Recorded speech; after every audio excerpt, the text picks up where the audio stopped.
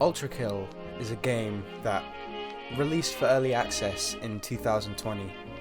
Developed by Hekita and Pitir and published by New Blood Studio, it revitalizes the movement shooter genre as a whole. With a simplistic art style mixed with PS2 graphics, it sort of brings you back to older Dooms. Other games like Ultrakill, such as Cruelty Squad or Route Flesh, also tap into this movement shooter mixed with PS2 graphics. However, what Ultrakill does right is that the glitches that are found, they're not patched out of the game. They become a feature. Things like rail coining, coin punching, shotgun swapping, these are all things that were found by players, and then the devs decided, why not make it a feature? And it's not just the devs that make this game good, it's the story within, and the level design, and the secrets, and the references, and niche little things that you can find in every level. When I first played Ultrakill, I remember finding the something, whatever the fuck it's called, and shitting myself playing that level because I was horrified the entire time because I had no idea what the fuck I had just stumbled into. A lot of people will say, oh, but Ultrakill has such a big learning curve, but that couldn't be any more wrong.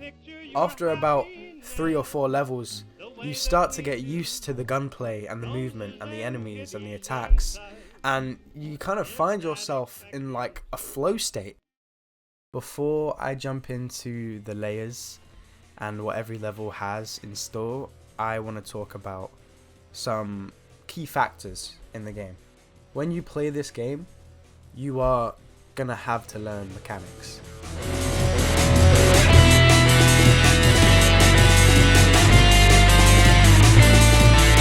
What you're gonna learn very quickly is that every gun complements every gun. You can make a combo with absolutely any pairing of gun and it will work. Take rail coining for example. If you want to one-shot a Cerberus, flick 2 coins through it, shoot it with a rail cannon, look down, flick a coin into the rail cannon, and then boom, it's dead, just like that. But I think what makes the mechanics in this game so fun is that it's not just gun mechanics, but there's also different movement mechanics as well. Things like dash jumping, momentum storing, slide cancelling, all different ways to move around the map quickly and efficiently. And then obviously you have your tried and true, you have your parry, which, well, I mean, it's a parry. But with that being said, I will move on to my next category, which is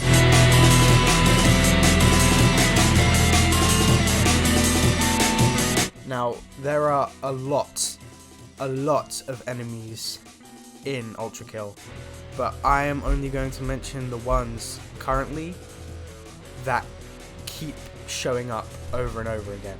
Now, the first enemy you will ever encounter in the game is the Filth, the basic enemy that dies in one shot and isn't really anything special, so there's not really a lot to say about it. Next enemy you have is the Stray. Bit tankier, maybe 1 or 2 shots, but this time they have a projectile which you can parry back, but other than that, again, nothing special. Next enemy you have is the Schism, which again, like the Stray, a little bit more tankier, and it does 2 projectiles, 1 in a horizontal line and then 1 in a vertical line, but again, other than that, they are nothing special. Then you have your regular Foot Soldier, which they shoot like a spread of projectiles, maybe 1 or 2 hits, again, not anything special. Now that I've got the basic enemies you'll find in the underworld out of the way, now I want to talk about the weapons you'll be using.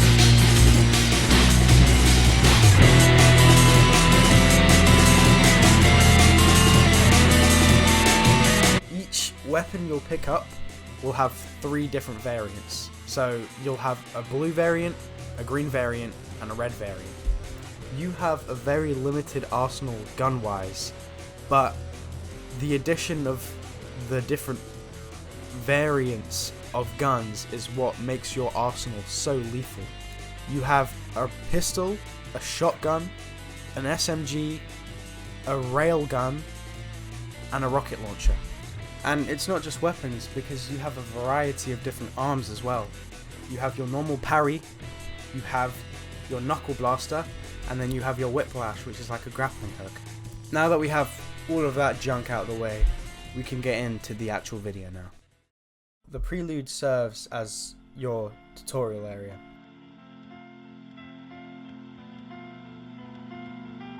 It introduces you to the gunplay, it introduces you to the enemies, it introduces you to boss type enemies as well, it introduces you to the movement, it introduces you to different combos that you can use as well, and it also introduces you to how to purchase other weapons and how to switch weapons and how to use them. And the vibe of the prelude as well, you're in some sort of mechanical prison that you have to navigate your way through to escape to the lower levels of hell. And it also teaches you to explore and to find secrets throughout not just this layer but also the rest of the game. There's not really a lot to say about the prelude because that's what it is. It's a prelude to the actual game. However, it does it in such a smart way that it draws you in and it keeps you wanting to play more. Take level 2, Meat Grinder, where you're making your way through the level and you see this yellow figure mowing down enemies as you go. It's able to tell you so much without explicitly just dumping a bunch of exposition on you. And the boss fight as well. The malicious face, Maurice, if you're well inclined, the sword machine, and the Cerberus are perfect introductions to what you should be experiencing playing this game.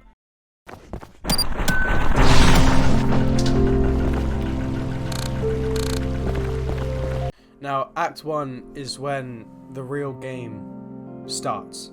As you'll find out very quickly, every layer has its own type of theme. Limbo is not a big step up from the prelude, but it starts to add elements that you will have to adapt to. You'll start to notice that some of the previous enemies that had a boss bar have now become regular enemies. Enemies like the Cerberus and the malicious face are starting to spawn more regularly. But you shouldn't let that dissuade you from liking the game, because in the later levels they do serve as somewhat of a challenge, but because throughout the rest of these layers you become more used to them, you become like it's second nature to be able to get rid of them quickly. To be in limbo means that you're waiting for a decision or a resolution to occur, but you don't know how long that might take. In Christianity, limbo is the place where souls who had just died are waiting to see where they'll end up, in heaven or hell. But V1 doesn't have that choice. V1 has willingly made their way to hell. Obviously, there is a deeper meaning to the names of the layers and what exactly V1 is doing here.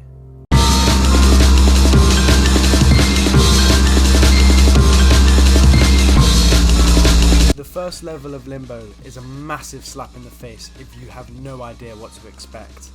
Originally, there's no enemies until you get to that one room, but when you do get to that room, you're introduced to a new enemy. You're introduced to the drones. The drones aren't that big of a deal, but what you need to realize is that once they're killed, they will go into a freefall animation, and if they hit you, they will explode and deal for a lot of damage.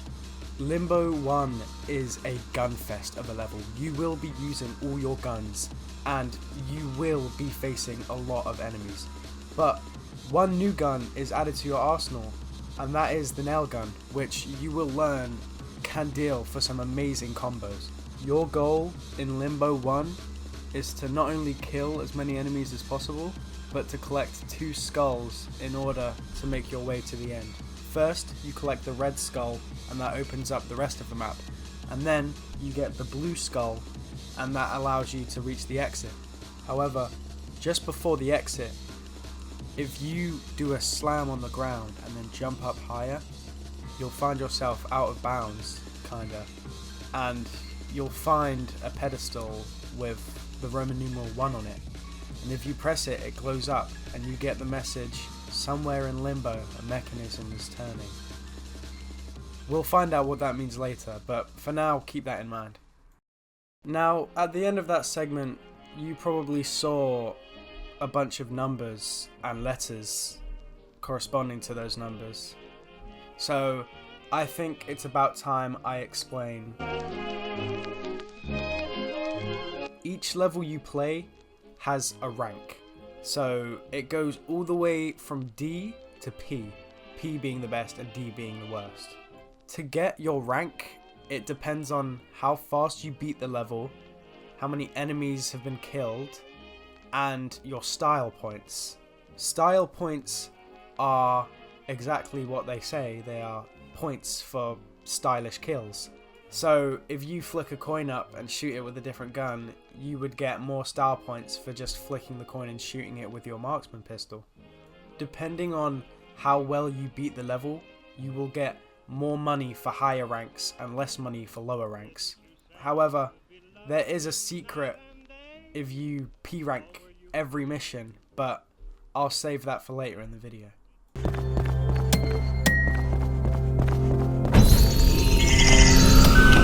The second level of Limbo is another level where you will need to use your full arsenal.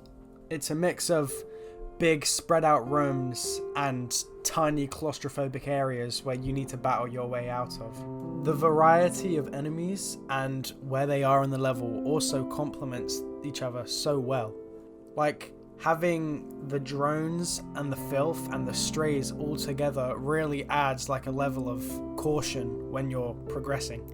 You start off in a big spread room with a massive monument in the middle, and you fight your way through filth, strays and schisms. And then once you've done that, you enter an immediately conflicting room where it's a narrow corridor with narrower corridors each side, and you're fighting drones and other schisms as well. And then the next room you go into is sort of a mix of both, with a long corridor at the top and then an open space in the middle.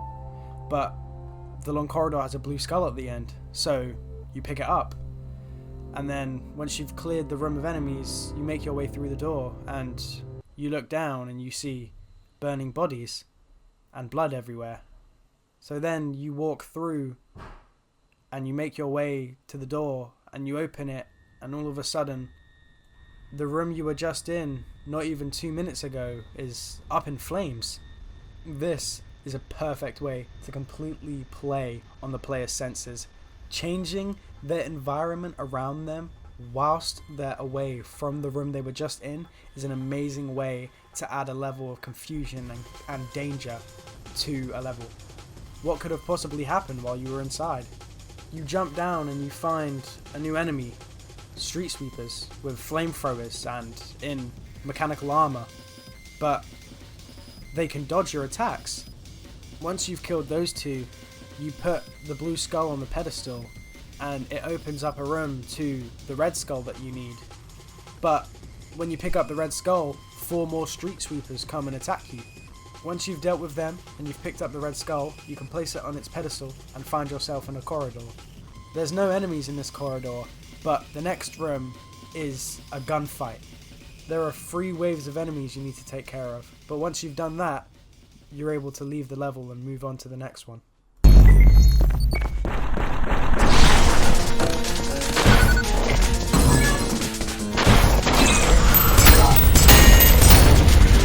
The third level of Limbo is a personal favourite of mine. I think being able to choose between the red and blue side is why I like it so much, because you can either choose between the easier side or the harder side.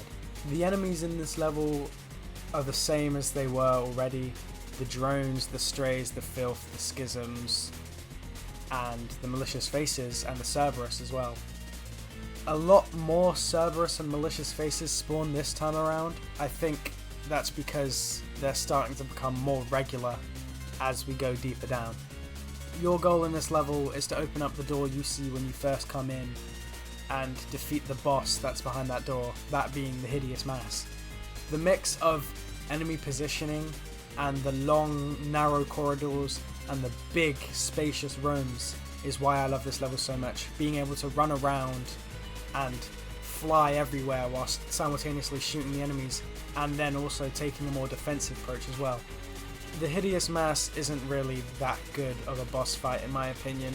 It's cool, don't get me wrong, but they just keep using the same attacks over and over again and it gets quite stale after a while. All in all though, this level will still remain one of my favourites just because you have the choice of taking the easier route or the harder route, and then in turn also just the contradiction of the rooms you're fighting in as well. Before I talk about the climax of Limbo, I want to talk about the main big secrets in Limbo.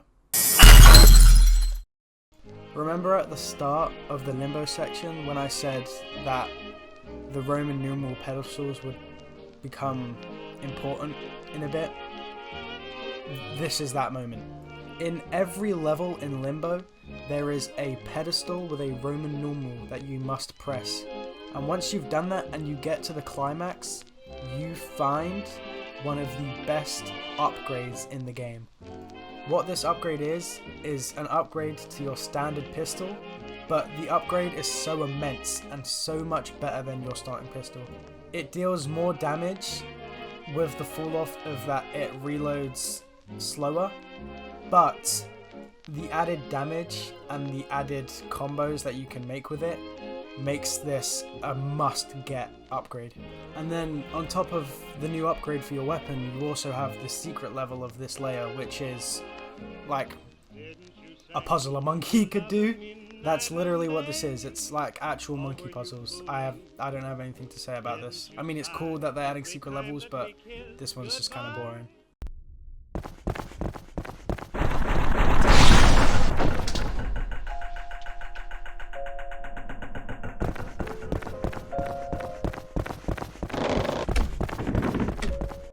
Claude de Lune is my favourite level in the entire game. Not only that, but it's also my favourite piano piece of all time as well. Claude de Lune serves as probably one of the most amazing climaxes of any of the layers in the entire game. All of the levels before this have been massive gunfights and you've just been surrounded by enemies, but Claude de Lune takes a slower approach. There's no enemies apart from the boss, and you're free to explore the entire level without having to worry about enemies attacking you. The soft, serene usage of Claude de Lune is what makes this so temperamental and enjoyable. The fake skybox as well, the night sky, is chef's kiss. And the puzzles as well to get the blue skulls are enjoyable. This is also where you get the alternative pistol. V2 is also probably one of the best bosses in the game for me. The idea of fighting a double of yourself has been done millions of times, but Ultrakill does it as if it's another player you're fighting.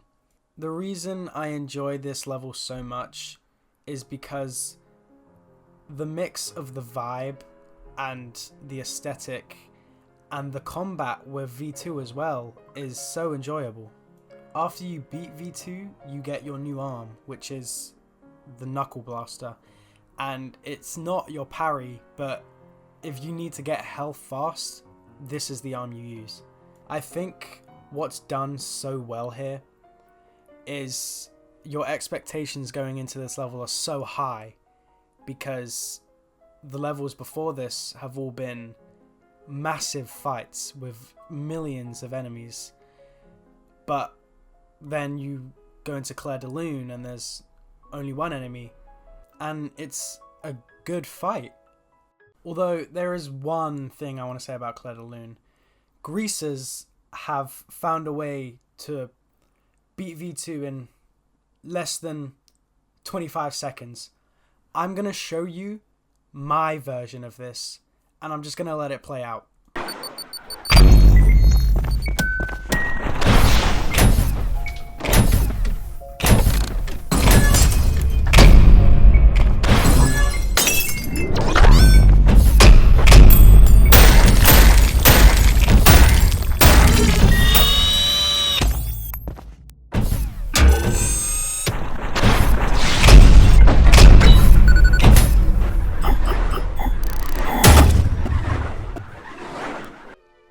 It was that easy.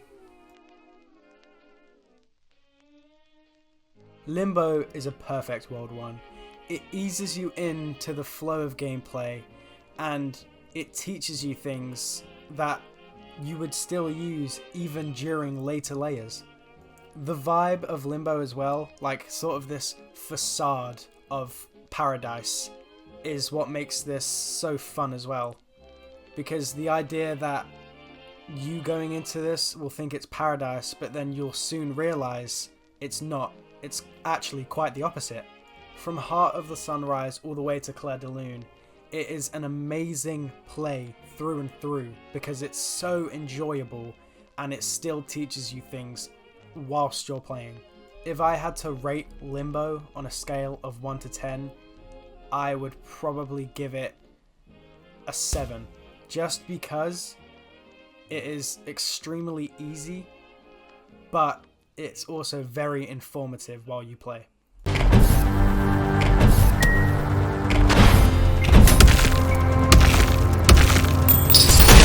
Lust is the second act that you'll play through in Ultrakill. The vibe for this act is sort of like vaporwave, sort of like 1980s type aesthetic. There is a massive step up from Limbo as well. The difficulty of enemies becomes way harder, and malicious faces in Cerberus start to spawn more regularly. And the skyboxes are way more refined than that of Limbo. But you'll see this massive towering figure that we'll get into later in this layer. You'll find yourself battling way more enemies than in previous layers. And you'll see that more enemy types are bunched up together. Lust is the idea of a strong sexual desire. What I take this layer as is that it's V1 with this massive desire for blood that they keep making their way lower into hell just to fulfill that desire.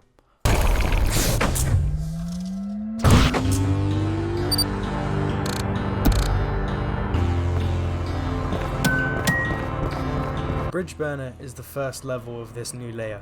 At first, you're in sort of like a second version of the prelude levels in this mechanical prison. But then, once you make your way further, you realize you're above what looks like a city. There's no walls or barriers containing you. You are free to move around the map however you wish. At first, it can seem quite daunting, the fact that there's no restrictions on you. But once you make your way through the first couple waves of enemies, you realize that this is what you need to evolve your game. Being able to experiment with movement and different guns without the restrictions of contained spaces allows for you to come out of your shell more and experience the game in a whole new way. With the added addition of being able to interact with the environment, it opens up a whole different path of how you can kill your enemies. Being able to bait your enemies onto a glass platform and then shooting the glass platform from underneath them gives you this rush of euphoria. But you also notice that the enemies are taking more tactical positions on the levels. You have the strays on higher ground, the filth as sort of like a cavalry, and the street sweepers behind them, and then the schisms off to the side behind you. Not only are you evolving, but the enemies themselves are also adapting to fight you. You also notice with the skybox, the city skyline, but towering above that is this massive titan that you have no idea what is until later on into the layer. And this adds a sort of mystery to the layer. What is this, and am I gonna have to fight it later on? But I won't go into that now, we'll find out eventually.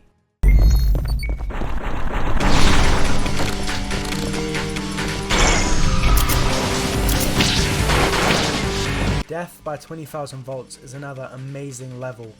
It does a complete 180 on Bridge Runner, and it puts you in these narrow city streets. And your main obstacle here is verticality. Being able to go from the floor all the way to the top of a building in a matter of seconds is amazing. I think what the first 2 levels of Lust are trying to teach you is how to traverse big open places as well as narrow vertical places. And also in this level you get probably one of the best combo weapons in the entire game, that being the rail cannon. The reason I love the rail cannon so much is because you can combo it and deal such amazing damage.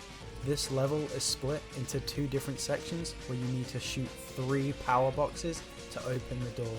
The first section is filled with long range enemies, but then the second section you find yourself battling more stronger enemies like Cerberus and malicious faces. I think why this level is so good is that not only does it teach you verticality, but it also teaches you puzzle solving, and it gets you where you need to go. And on top of that, it increases your arsenal and gives you one of the best combo weapons in the entire game. Well, you're just 17, all you wanna do is disappear. Know what I mean? There's a lot of space between our ears. Sheer Heart Attack is Hikita's first attempt at a water level in Ultrakill. And despite this being the very first instance of having full underwater segments, it's done surprisingly well. I think it's the fact that you have full range of mobility whilst you're underwater. There's no restrictions on your mobility when you're in the water, you're able to freely move as you would outside of water. There is an added anti-gravity effect, but even then it's barely noticeable. And Hikita's use of audio when you're underwater as well is phenomenal. The music when you go underwater muffles, and then when you come back out it hits you again. This level again introduces us to more harder enemies, the more malicious faces are spawning. And a new enemy gets introduced, which is the Mind Flayer, and it is an extremely tough enemy on your first playthrough.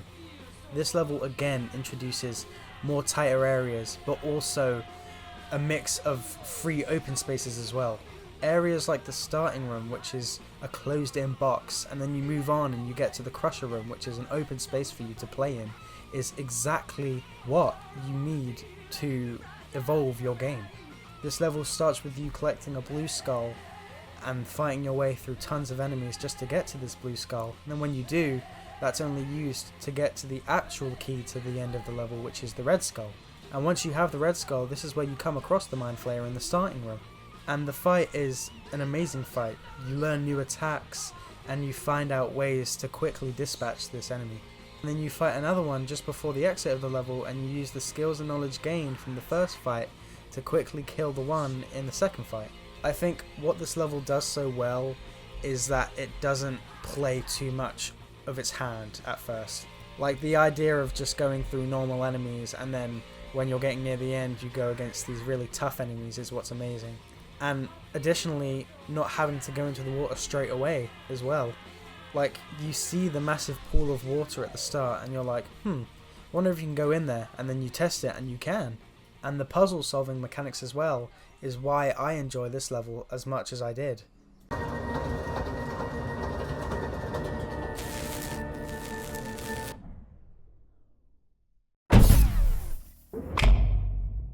The climax for the Lust layer is, I don't want to say underwhelming, but it's just not what you expect from such a good layer so far. The Court of the Corpse King is a fun fight, don't get me wrong, but it's easily trivialized. The level starts off with you collecting a blue skull, and you put that in a pedestal and a big gate gets opened up. And then once you go through that gate, the lights cut and a huge hand reaches in trying to kill you. Now, I don't want to say that this hand is hard, it's more annoying than anything. The fact that 2 attacks look the same, that being the slam on the left wall and the slam on the right wall, is what makes this so annoying, because you might prepare for a left wall, but he's doing a right wall. Once you get past the hand, you move on to get the red skull, and then once you put that in the pedestal, you fight the actual boss, that being Corpse of King Minos. And again, this fight is just so easily trivialized that it makes it quite unenjoyable. All of the gameplay footage in the background of this video was played on harmless, but on violent and upper, the fight even then is still trivialized. I don't want to say that this brings down the entire layer, but it is quite an underwhelming fight, to say the least. He really only has 2 attacks in the first phase, that being the punch and the slap, and you can just easily parry those. And then in his second phase, he has these 2 things that come out of his eyes and start shooting stuff at you, and even then you could either just parry them or dodge them. For such a looming presence in this layer, it's quite an underwhelming fight to take part in. Even with this, the design of the Corpse of King Minos is still amazing and is one of my favourite things about him, but it just gets weighed down by this mundane boss fight. Before I do my main analysis on Lost, I want to talk about... This secret level starts with an opening monologue and it makes you think, oh no, what am I going to have to fight?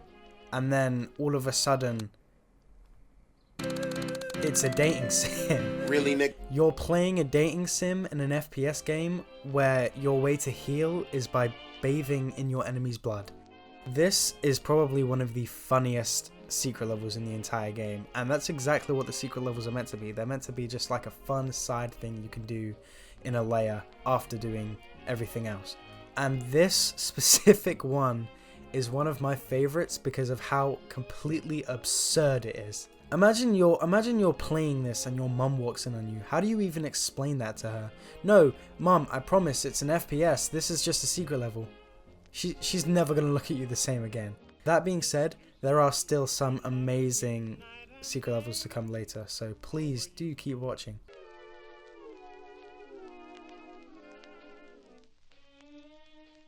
Lost, in my honest opinion, is probably one of the best layers in the entire game. That is due to the way it's able to convey that not only are the levels getting harder, but the enemies are getting smarter as well. It's able to not only make you feel claustrophobic, but so small as well, with this large open arena, as well as these small city streets. It's also not afraid to step out of its comfort zone, adding a water level, which was probably one of the most enjoyable levels. However, it does fall off at the climax with a quite lackluster boss. It's still one of the best layers in the game. The boss fight isn't supposed to be hard, then again it is just the corpse of King Minos. Despite that, Lost still is one of the best layers in the entire game. Down to the vibe, the enemy placement, and the experimentation in levels is why I love this layer so much.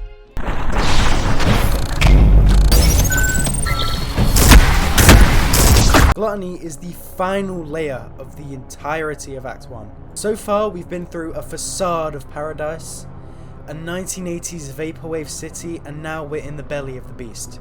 Quite literally. The design of Gluttony includes fleshy, gory like walls mixed with doors with teeth. And there's way tougher enemies involved as well. More mind flayers, Cerberus, and malicious faces are spawning. The first enemy you run into in this new layer is a malicious face. As well, this is the final battle of the first act. This is what you've been working to this entire act. Gluttony is seen as this overindulgence in something to the point where it's just a waste. In Christianity, the idea of gluttony is seen as a sin, as it shows a lack of control over one's desires. Again, this really ties into V1.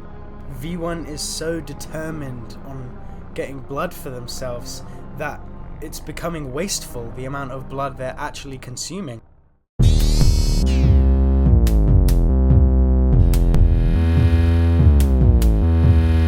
Belly of the Beast is the penultimate level of Act 1, but as you'll come to notice, this is where enemy types really come into play. There's way more harder enemies that are being thrown at you during this level. I mean, the first enemy you run into is a malicious face, and then the room after the main room you run into 3 Cerberus. I think the reason there are way more harder enemies during this specific level is because this is the end of Act 1, and whoever is trying to stop you is throwing all they've got at you. And the name of the level as well, Belly of the Beast, you are literally in the belly of a beast. There's acid on the floor, there's eyes, there's blood, there's everything, there's guts everywhere. The use of different body parts as well, the doors being teeth that open and close, the eyes always watching you whatever room you're in. It's quite horrifying. That being said, this level is very thought out. The winding narrow pathways, the pools of acid everywhere, the pools of blood, as well as the enemy types that you face as well. I think this serves as a very good penultimate level to an act, because it's sort of like this last stand by whoever's trying to stop you. Machine, turn back now. The layers of this palace are not for your kind.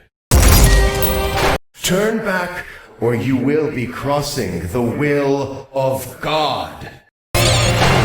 Your choice is made.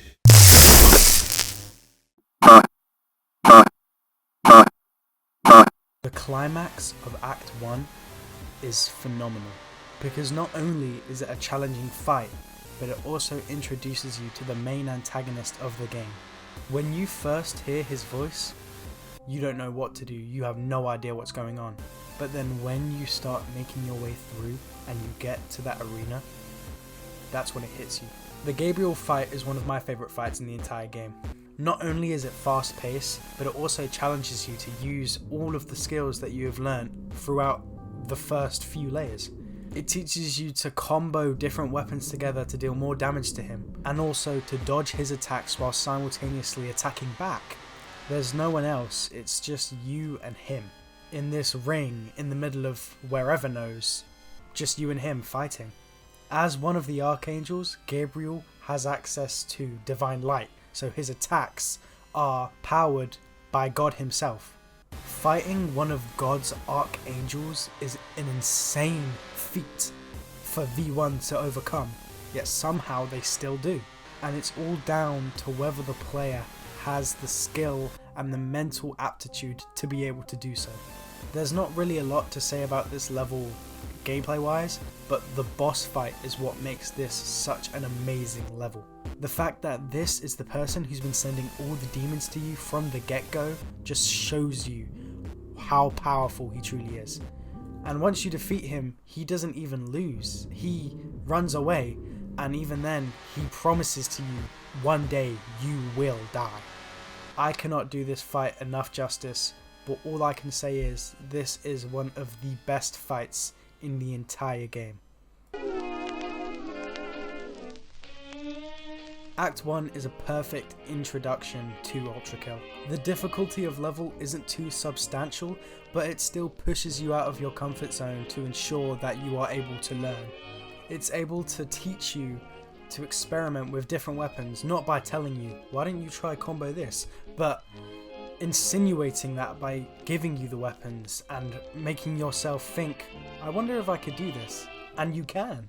Act 1 has some amazing level design, as well as amazing boss design as well. On your first playthrough, after you beat V1 and Gabriel, you're like, wow, those were amazing bosses. And then even after you've beaten the game and you've played through it again, there's still highlights of a playthrough. I think it's down to the fact that it's a mix of an amazing moveset, amazing design, and amazing use of arena is what makes them such amazing and rememberable bosses. It's a mix of the levels before with such amazing combat encounters and puzzle solving, and then you go to the end of an act and it's an amazing boss fight on top. It is why Act 1 is so enjoyable. Had it not been for my friend, I would have never found Ultrakill, but I am so glad that he had told me about this game, because this is probably one of my favourite games of all time. It for me is up there with Majora's Mask, Cruelty Squad and Jet Set Radio, because it's just that fun and I find myself always coming back to it ever so often. It's the fact as well that Ultrakill is still only in early development. It's not even a finished product yet. And it's got such amazing and kind developers that interact with their community, not only on Reddit or Instagram or places, but also on Discord. If you join the Discord, you will probably go into general chat and find Hekita and Pitir just talking to people. I think what makes Ultrakill so amazing is that developers aren't afraid to interact with the community like they are with other games. Hekita and Pitir listen to what the community have to say, and then they adapt their game on what they are saying. I've got a couple of my friends to play Ultrakill, and every single one who has said how much of an amazing game Ultrakill is. If you're able to get people who haven't really played like that genre of game and then get them to play it and then they actually enjoy it, I think that deserves to have amazing game status. With that being said though, I hope you enjoyed the video. I'll try to get Act 2 done sometime next week. If not, I do apologize, but if you did enjoy,